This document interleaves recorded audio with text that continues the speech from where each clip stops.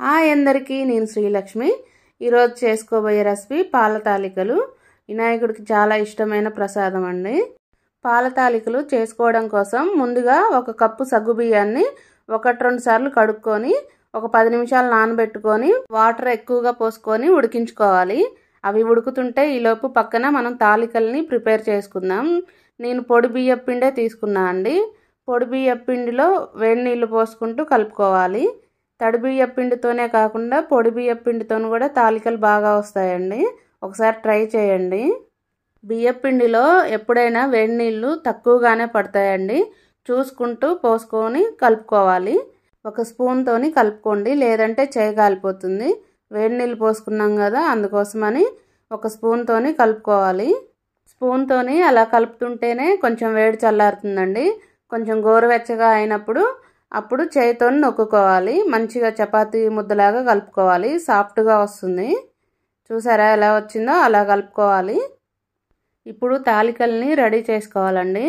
మనం ఒత్తులు చేసుకుంటాం కదా, అలాగే 2 చేతులలో వేసుకొని తాల్చాలి. ఇలాగ తాల్చుకోవడం టైం పడుతుందండి. కొంచెం ఓపికగా చేసుకోవాలి. ఇవి చేసుకుంటూనే మనం ముందుగా సగ్గుబియ్యాన్ని గ్యాస్ మీద పెట్టుకున్నాం కదా, అవి మధ్యలో కలుపుతూ ఉండండి, లేదంటే అడుగంటిపోతుందండి. అందుకోసమని ఒకసారి వాటిని కలుపుకొని చూసుకుంటూ ఇవి తాల్చుకోండి. ఇలా తాల్చుకోవడం లేట్ అయిపోతుంది, ఇబ్బందిగా ఉంది అనుకుంటే మనం జంతికలు చేసుకునే గిద్దెలు ఉంటాయి కదా, వాటితోని కూడా చేసుకోవచ్చు. ఒకసారి చూడండి, నేను కూడా అలానే ట్రై చేస్తున్నాను. 3 రంధ్రాలు ఉన్నదాన్ని తీసుకొని లోపల వైపు కొద్దిగా ఆయిల్ని అప్లై చేసుకొని ఆ తర్వాత పిండిని పెట్టుకోవాలి. అప్పుడు సాఫ్ట్గా దిగుతుందండి గిద్దెలో నుంచి. ఇప్పుడు గిద్దె లోపల పిండిని పెట్టుకొని రెడీగా పక్కన పెట్టుకోవాలి. ఆ తర్వాత ఒక 1/2 లీటర్ పాలని గ్యాస్ మీద పెట్టుకొని మరిగించుకోవాలి. 1-2 పొంగులు వచ్చే వరకు సరిపోతుందండి. మధ్యలో ఒకసారి సగ్గుబియ్యాన్ని కలుపుకోవాలి. సగ్గుబియ్యం ఉడకడానికి చాలా టైం పడుతుందండి. అందుకోసమని సగ్గుబియ్యాన్ని మనం ముందుగానే నానబెట్టుకోవాలి. కొంచెం ఎక్కువసేపు నానబెట్టుకోవటం వల్ల తొందరగా ఉడుకుతాయి, లేదంటే తొందరగా ఉడకవు, కొంచెం టైం పడుతుంది. నేను ఎక్కువసేపు ఏం నానబెట్టుకోలేదండి, ఒక 5 మినిట్సే నానబెట్టాను. అందుకే నాకు కొంచెం టైం పట్టింది. ఇప్పుడు సగ్గుబియ్యం సగం ఉడికినప్పుడు జంతికల్లాగా ఒత్తుకోవాలండి. ఒత్తుకున్నాక ఏం కలపకూడదు, అలానే ఉంచి మూత పెట్టుకొని ఉడికించుకోవాలి. కదిపితే అవి ఎటు విడిపోతాయి కాబట్టి కలపకుండా మూత పెట్టి అలాగే ఒక 5 మినిట్స్ ఉడికించుకోవాలి. పక్కనే పాలు కూడా పెట్టుకున్నాం కదా మరిగించుకోవడం కోసం. ఇవి ఉడికేసరికి పాలు కూడా మంచిగా మరిగిపోతాయండి. 1-2 పొంగులు వస్తే సరిపోతుంది. బాగా మరగాల్సిన పని ఏం లేదు. కొంచెం క్రీమీ ఉన్న పాలు తీసుకోండి, అప్పుడు టేస్ట్ బాగుంటుంది. చూసారా, తాలికలు కొంచెం ఉడికి ఉబ్బినట్టు అయినాయి కదా, ఆ స్టేజ్లో ఉన్నప్పుడు ఒకసారి కలుపుకోవాలి. సగ్గుబియ్యం అడుగు పట్టేస్తాయి కాబట్టి నిదానంగా అడుగు వరకు కలిసే విధంగా బాగా కలుపుకోవాలి. బాగా అని చెప్పి మొత్తం ఏం తిప్పేయకూడదండి, తాలికలన్నీ ఇరిగిపోతాయి. లాస్ట్ వరకు మనం కలుపుతూ ఉంటాం కాబట్టి లాస్ట్ స్టేజ్ వచ్చేసరికి మనకి తగ్గట్టుగా ఉంటాయి, లేదంటే ఇప్పుడే మొత్తం నలిగిపోతాయి. అందుకోసమని చూసుకొని కలుపుకోవాలి. ఇప్పుడు మూత పెట్టుకొని ఒక 5 మినిట్స్ వరకు ఉడికించుకోవాలండి. అప్పుడు మంచిగా ఉడుకుతాయి. ఒక 5 మినిట్స్ తర్వాత మూత తీసుకొని స్లోగా కలుపుకోవాలండి. చూసారా, బాగా ఉడికాయి కదా. పాల తాలికలకు సగ్గుబియ్యంతోనే టేస్ట్ అండి. అవి ఉడికితే జిగుట వచ్చింది చూసారా, అదే టేస్ట్ బాగా ఉంటుంది. పాల తాలికలు కూడా పర్ఫెక్ట్గా వస్తాయి అన్నమాట. అందుకోసమని సగ్గుబియ్యం వేసుకోవటం వల్ల టేస్ట్ బాగుంటుంది. ఇప్పుడు మనం మరిగించుకున్న పాలు ఉన్నాయి కదా, అవి కూడా యాడ్ చేసుకొని కలుపుకోవాలి. నిదానంగా కలుపుకోవాలి.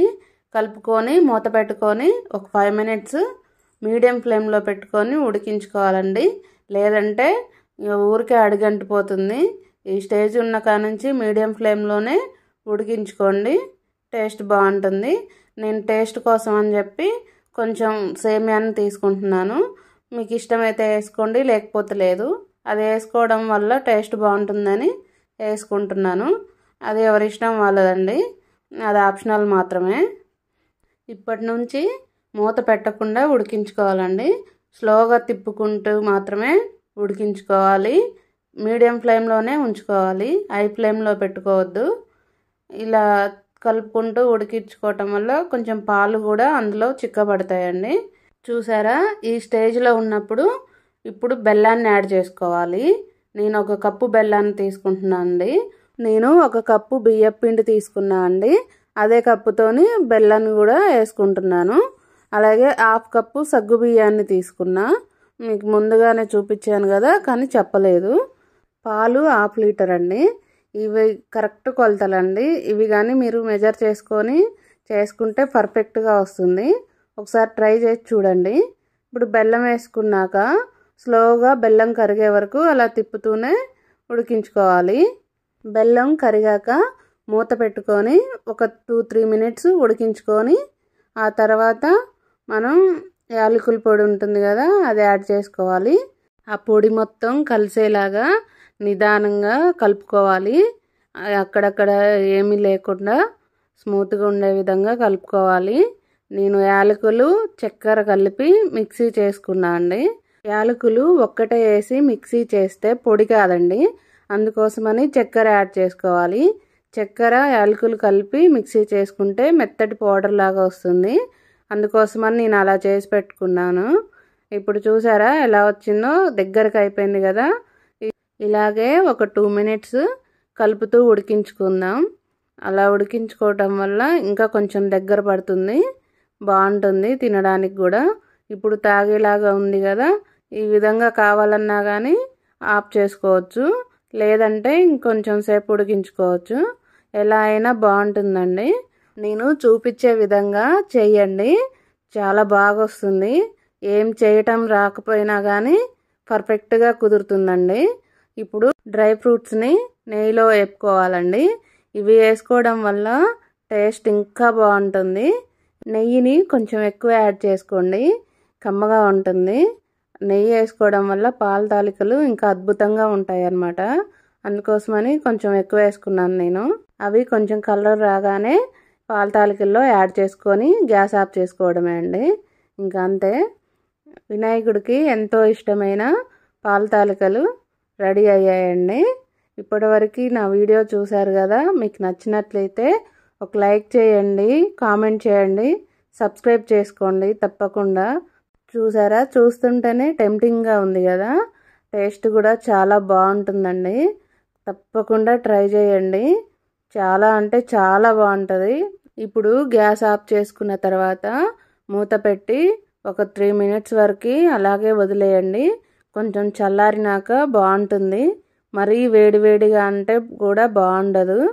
ఇప్పుడు ఈ స్టేజ్లో ఉన్నప్పుడు కొంచెం ఒక బౌల్లోకి తీసుకొని వినాయకునికి ప్రసాదంగా అర్పించుకొని ఆ తర్వాత మనం తినేయడమే అండి. ఇంకా అంతే అండి.